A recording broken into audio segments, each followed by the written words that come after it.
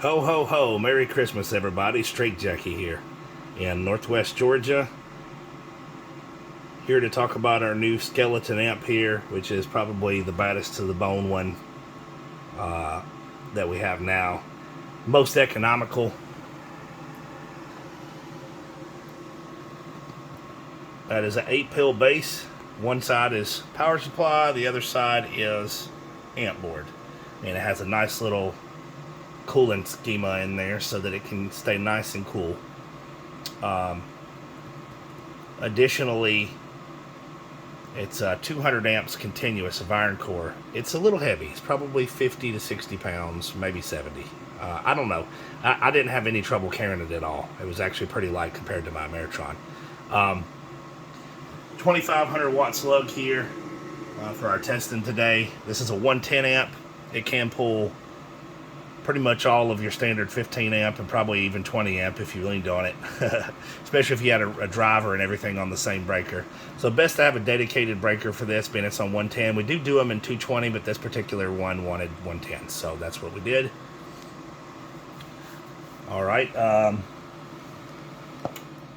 let's put it on standby for now. Check. About 14.6 volts on the striker, doing about 80 peak. Check. Audio. Yep, so 25 bird or so, no peak yet. And yeah, probably gonna say audio. My bird meter's a little stingy. Either that or the striker's a little off. It's not a scientific test here.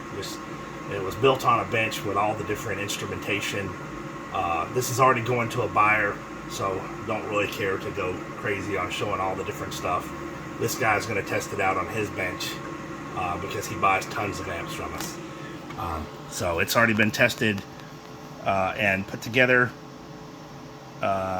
very well, and now I'm just kind of showcasing it, and then it will go out the door tomorrow.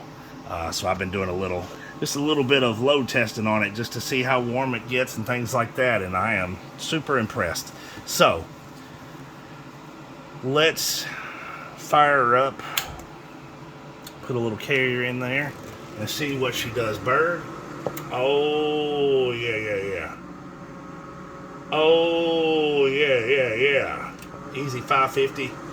I was saying 600 earlier, but I'm running a little low on electricity. Again, I'm not really set up on 110 here to go wide open. That's part of the reason we're using the striker instead of a 2-pill. This thing will do over 2500 peak easy with a 2-pill driver, easy, and way over 800 bird, like closer to 1000 bird, pretty easy as well. But I like this idea here of just running it with a striker and loafing it because you know it's easy on it, you know. Let's see what she does peak. Audio 1111 1575 1600 somewhere up in there. Talking easy 1500 audio. Just talking. Straight jacket. Northwest Georgia, getting on down.